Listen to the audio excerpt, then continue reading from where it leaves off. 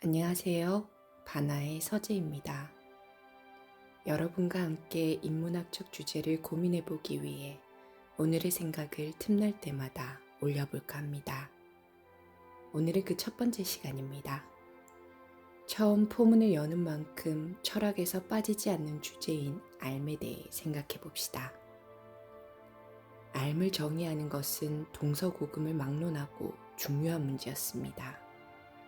우리는 누구이며 삶은 무엇인가? 라는 철학의 근본적인 질문은 우리가 무엇을 알고 무엇을 모르는가에 대한 판단을 바탕으로 합니다. 우리는 무언가를 안다고 말하지만 그 삶은 얼마나 정확한 것인가요? 삶의 기준은 무엇이며 명확한 삶이란 과연 존재할 수 있을까요? 한번 생각해 봅시다. 지금 눈앞에 있는 사물을 하나 바라보세요. 컵일 수도 있고 노트북이나 책상, 그림이나 선반일 수도 있습니다. 그 물건을 꼼꼼히 살펴보세요. 무엇이 보이나요? 그 사물에 대해 무엇을 알게 되셨나요? 예를 들어 컵을 본다고 가정해 봅시다. 여러분은 컵의 어떤 부분을 봤나요?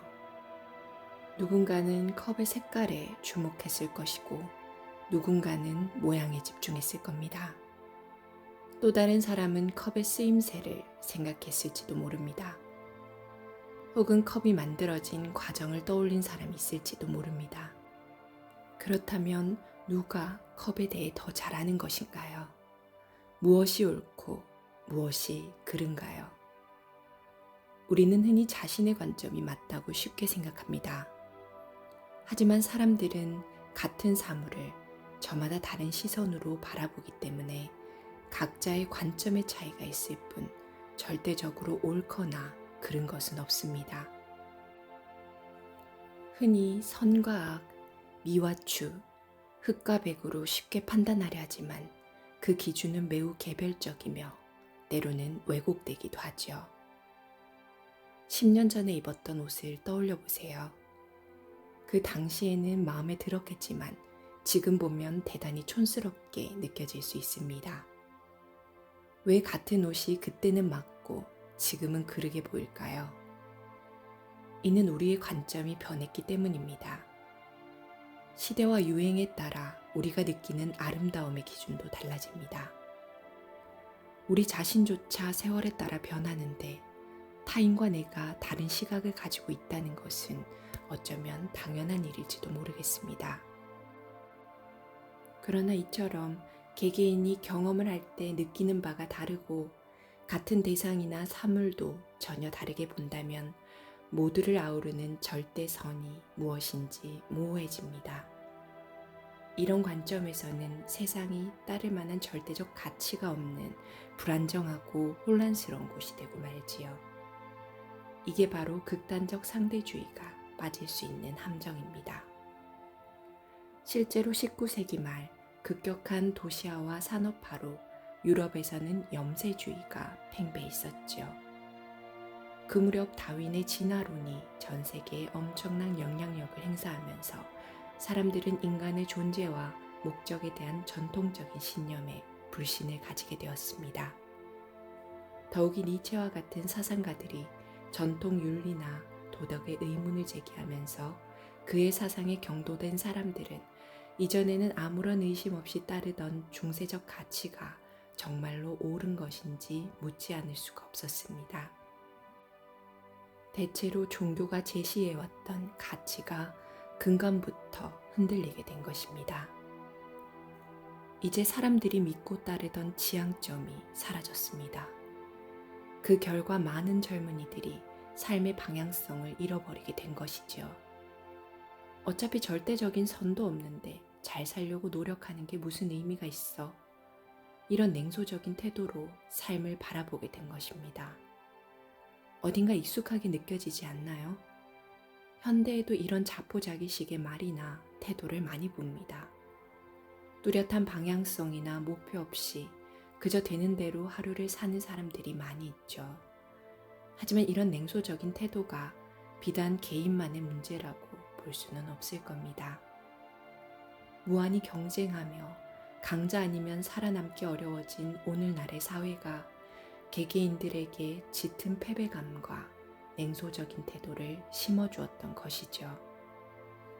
거기에 무례함까지 그저 차이로 인정하라는 식의 전도된 상대주의가 사람들을 피로하게 만들고 있습니다. 이제 사람들은 옳고 그름을 구태여 가리지 않고 가능하면 그런 가치 판단을 피하려 합니다. 같은 맥락으로 타인의 문제에 끼어들어 도움을 주거나 조언을 하는 것도 무척거리죠. 피로감이 현 시대를 대표하는 키워드가 된 데에는 바로 이러한 사회적 배경이 있는 것이지요. 예전에는 좀 더 분명하게 시시비비를 가릴 수 있던 것들도 지금은 너무 다양한 가치가 충돌하다 보니 명쾌하게 판단 내리기가 어려워졌습니다.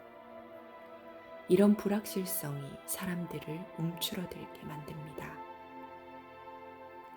그렇다면 극단적 상대주의의 함정에 빠지지 않으면서도 서로의 차이를 이해하고 유연하게 받아들일 방법은 정녕 없는 걸까요? 이제 우리는 앞서 얘기했던 삶의 문제로 돌아가야 합니다. 요즘 메타인지라는 말을 여기저기서 많이 봅니다. 스스로 무엇을 아는지를 아는 것이지요. 자신을 제3자의 입장에서 한 발 떨어져서 보는 능력이야말로 이 시대에 반드시 필요하며 얼마든지 학습할 수 있는 능력입니다. 이를 통해 우리는 몇 가지 긍정적인 경험을 할 수 있습니다. 먼저 긍정적인 자아상을 발견할 수 있습니다. 흔히 영적 탐구를 할 때 명상이 중요한 수단이 됩니다. 명상은 자신의 생각을 관조하고 흘려보내는 방식으로 진행되지요. 명상을 통해 내면의 참자, 즉 우리 자신조차 인지하지 못했던 위대한 자신을 발견하게 됩니다. 두 번째로 자기 생각에 매몰되지 않고 감정에 휘둘리지 않으면 상황을 훨씬 정확하게 파악할 수 있습니다. 참을린 3번이면 화를 면한다는 옛말은 그 순간의 감정에 매몰되지 않으면 어리석은 짓을 하지 않는다는 의미입니다. 그때그때 가장 현명한 선택을 할 수 있는 것이지요. 세 번째로 우리가 무엇을 알고 있는가에 대한 이해가 있으면 스스로 알고 있는 것에 겸손하고 겸허해지며 무엇보다 타인에게 너그러워집니다. 삶에 대한 질문은 무엇을 안다고 주장할 때 나는 무엇을 알고 있는가에서 내가 모르고 있는 것은 무엇인가로 이어질 수밖에 없겠죠. 고대 그리스의 철학자 소크라테스는 너 자신을 알라고 했습니다. 이는 인간이 아는 것은 극히 제한적이고 그 알미 절대적 진리가 아닐 수 있으므로 나의 알매에 겸손해야 한다는 의미입니다. 개인 혹은 집단의 알미, 절대적인 진리라고 주장할 때 나치의 홀로코스트와 같은 비극이 일어날 수 있지요. 무엇이 절대적으로 옳다고 말하는 것을 조심해야 하는 이유가 바로 여기에 있습니다. 편가르기나 모함, 비방, 다툼, 극단적으로는 전쟁에 이르는 갈등은 모두 자신의 알미, 절대적인 선이라고 믿는 오만과 배타성에서 비롯된 것입니다. 대척점에 서 있는 사람들을 결코 용납하지 않고 오로지 자신의 믿음만을 옳다고 믿는 태도는 오늘날에도 수많은 분쟁을 만들고 있지요. 그러니 나의 삶을 성찰해보는 과정에서 중요한 것은 겸손함과 열린 마음으로 세상을 바라보는 태도일 겁니다. 우리는 한 배를 탄 운명 공동체로서 삶이라는 여정을 함께 가고 있는 동료이지요. 그러니 생각이 다르고 가치관이 다르더라도 큰 의미에서는 행복한 삶을 사는 것이 공동의 목표가 됩니다. 삶에 대한 고찰은 함께 더불어 행복한 삶을 누리기 위해 우리에게 필요한 지혜와 인식과 태도를 기르도록 도와줍니다.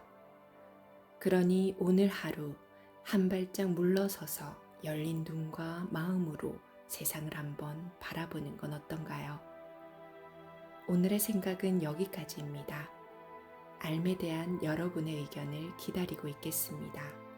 지금까지 바나의 서재였습니다.